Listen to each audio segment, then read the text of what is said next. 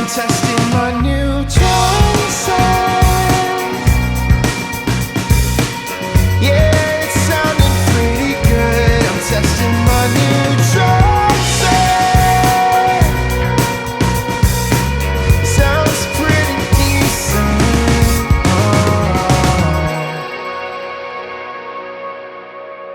If you have been watching the channel for the last couple years, you'll know that I've been kind of dialing in this like commercial rock, huge drum sound, controlling it with a Roland VAD series. It has worked out wonderfully for getting that like super clean, big rooms, big drums, easily editable, easily filmable. I mean, it's exactly the perfect product for what I do. I've been on that journey kind of for a couple years now, but now I feel like I beat the game. I beat the game of the Roland drums. The sound is locked in. The preset is kind of there. I keep shifting things around per project still, but I've got the basic workflow. And we're going into a new year, and I feel like I want a new challenge. I want different sounds. I don't want to abandon the sound that I've created here, but I want supplementary sounds, complementary sounds, different sounds. So I did some research and I made some purchases, and those purchases are coming in today, hopefully.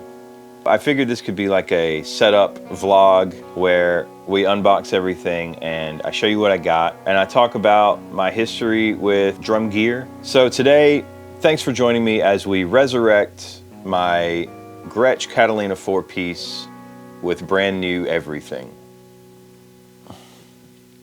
Now she's on the rug. That's okay. The rug doesn't have to go anywhere. Goodbye, Roland. I'm putting you in storage now. Not forever, just for a while. You know how it is when you get new gear. I've got about 7 preamp channels to work with. So we'll see how much I need, because I'm not trying to go super pristine. Like I said, I want this to be a little DIY, a little less than perfect. I can get perfect in the computer. I want raw, I want character, I want my sound. I want to try to find my sound. So that's the goal. And now we just have to wait for the stuff to get here.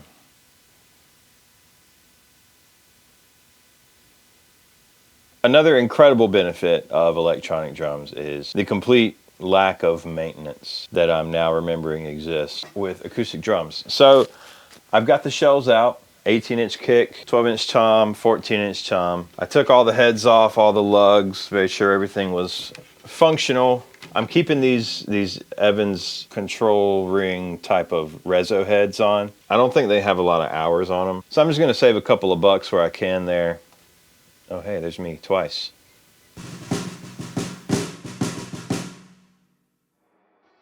I was in marching band in high school, and I would watch the drumline players, and we would, go to jazz band. I'd watch the drum kit player. For me, I was able to just watch what they were doing and understand it to a certain level that I was like, I think I can do that. And it wasn't until I found a kit at church that I dared to try, and I sat down and I played the drums and I understood it and I was good at it immediately. It's why I'm such a terrible teacher. I don't understand the concept of learning, but they immediately were like, oh my God, you need to be in the praise band.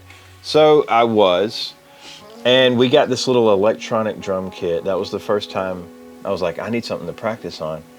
And so, it didn't even have like a facsimile of a cymbal. It was just these crash bars that you could bonk. These mesh heads that connected to this brain on this rack system. It had none of the feel of a drum kit, but it made the sounds of a drum kit, and you put your hands in approximately the same places as a drum kit. So I was happy to have that in my room, jamming with my friends, and I would take it to church and even use it there. Then I started getting into like Blink-182 and rock music, and some 41 and all that. And I saw what they were playing and what they were playing on. And my next purchase, the first real drum set I ever bought was by D-Drum. I don't know if they're still around. They must be. It was a giant kit. It was like 22-inch kick drum, 12-inch tom, 15-inch tom, 16-inch tom. The double floor toms were just like the trendiest thing. And so I remember going in like buying replacement heads, and the employees at Guitar Center, it was actually Sam Ash. I remember going into Sam Ash in Charlotte, and they were like, "Are you sure you need a 15-inch G2? Like, what are you playing?" And I'm like, "Listen, that's what it says. It's not my fault they made weird shit." But I played that thing in my garage for years in high school and in college. I would come home for the summers and the weekends, and me and my little garage band would tinker around with recording, and that was my main kit, with some crappy cymbals and barely thrown together hardware. And it was a fun time. It was a fun time. I can't remember why I sold it. I think maybe I just wanted a new kit. I wanted something smaller. I learned my lesson.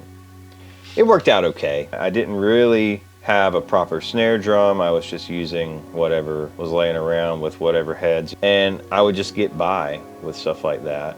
I don't think I've ever had like a proper brand new top to bottom bells and whistles drum kit. But I gigged with this even in the last 10 years since I graduated. I've been in a couple of situations where it's come in handy. Other than that, this has just been sitting in storage. And then a couple years ago I got the Roland, and that changed everything. But now I feel like I know what I'm doing a little bit better.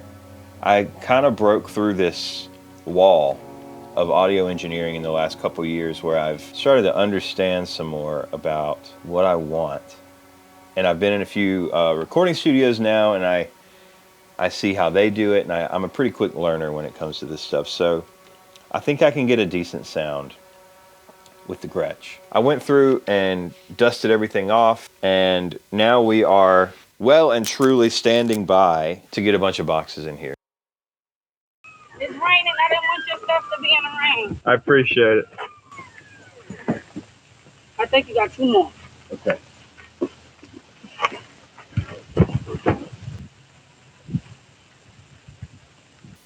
Okay, folks, welcome back.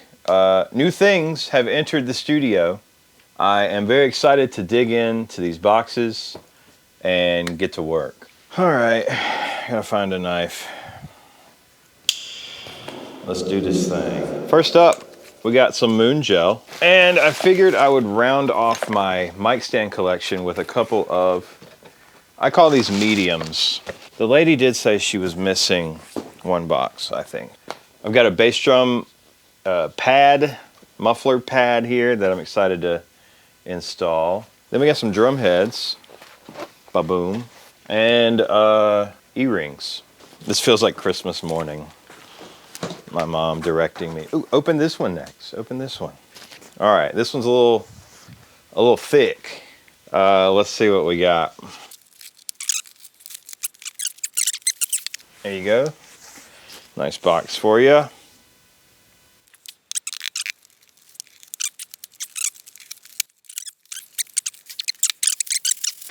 Wow, that is gorgeous. That is gorgeous. Oh, what's that say? The collection of Gretsch full-range snare drums is exactly what it says. Oops, a typo. Exactly what is says. A full range of snare sounds that cover practically any playing situation. Full-range snare drums offer a multitude of sonic, another typo, so nice options to help build your arsenal, allowing you to sound your best during every performance. So that's 2 typos on the Gretsch copy for the tag here. This is what they call the Swamp Dog 8-inch thick snare drum. I think this is the very first brand new snare drum that wasn't part of a kit that I've ever bought in my life. I've grabbed a few from Craigslist, I've grabbed a few secondhand, but I've never bought a snare drum from a store until today. There we go. It's got a nice Remo Emperor on it. God, look at those snares, dude. So I'm really excited to get this thing tuned up and sounding good. Candy.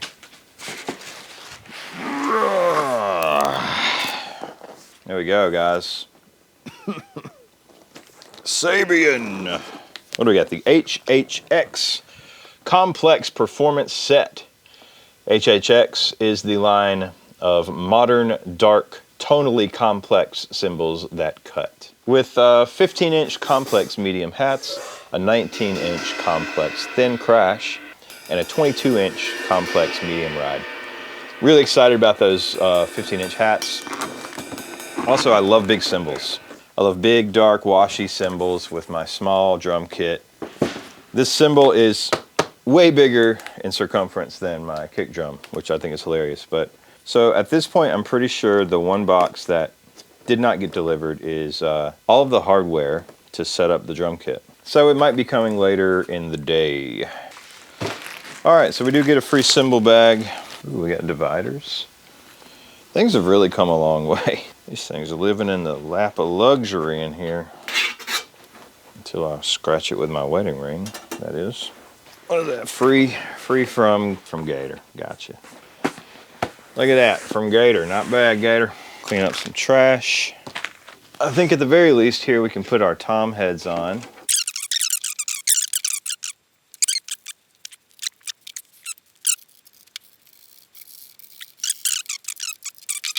Stretch.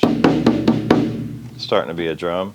Well, that's not bad. I think we got nice potential here with these drums. There we go. That is a Evans G2 on a 12-inch Gretsch tom for you. Let's see what we got.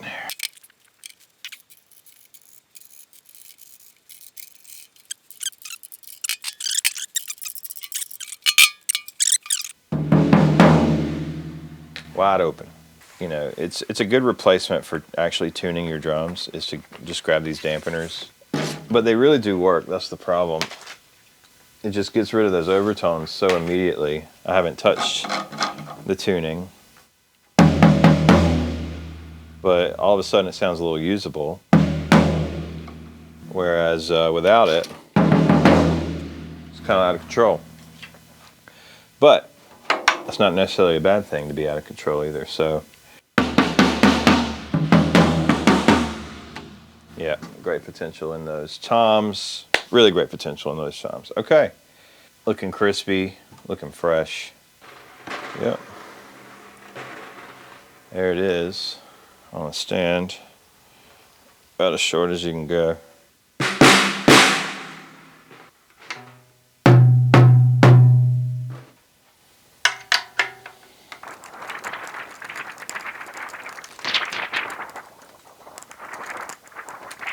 How about I check in again when the hardware gets here.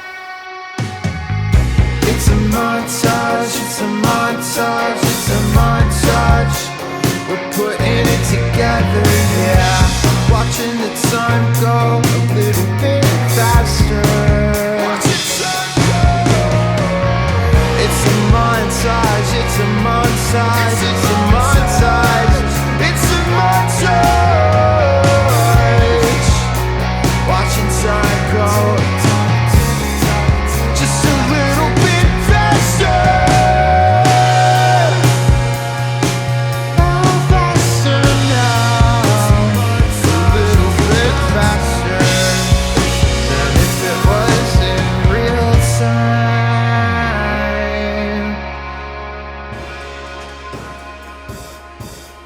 Okay, so I have an Apollo X8. It has 4 mic preamps in it. I have this JHS color box. That's the preamp for the snare, so that's number 5. And then I actually have this little Yamaha mixer here. 2 channels of the snake are going into these 2 mic pre's, and then I'm just hijacking those mic pre's out of the main outs to go into the Apollo. It gives me 2 mic pre's for the stereo pair of those overheads, and I think they sound pretty decent. There's the color box. All I gotta do is flip that switch, and we're running basically a 1073 pre into input 7. So basically that gives me 7 mic pre's into Pro Tools. I'm only using 6 for the drums just because one of them is a guitar DI that I don't want to touch. I feel like I'm very proud of myself for how little money I spent on the preamp side of this so far.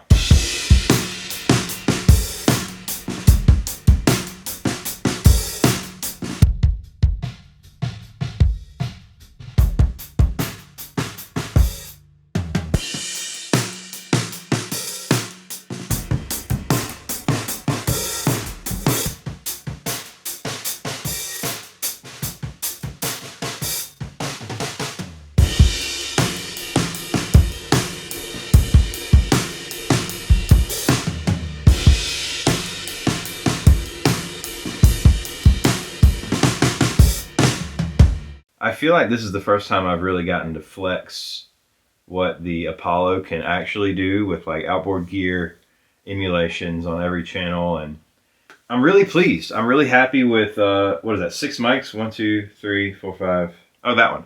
This is kind of exactly the sound I was hoping to get from this kit. Small, tight drums with a big, deep snare and dark, washy cymbals in a small room. And that's what I got. All I remember about drum recording back in the day was you're supposed to do all this stuff, all these tricks to get the drums to sound bigger than they really are. That's, you know, what I was chasing for a couple years with sample replacement and super close miking and not even taking into account the room at all. So here I've managed to get a really nice sound with decent gear and just tuning the drums and playing them well. I've missed it a lot, and I'm glad I have this stuff, and I'm glad that it doesn't take crazy amount of gear to get a really cool sound, a cool, interesting sound. And I'm really excited to start integrating this stuff into the YouTube videos. I don't know how long it'll take, but thanks for watching. Thanks for making it to the end. And if you want to go check out some stuff on Spotify, that would greatly benefit me. And we'll just keep rolling. See you next time.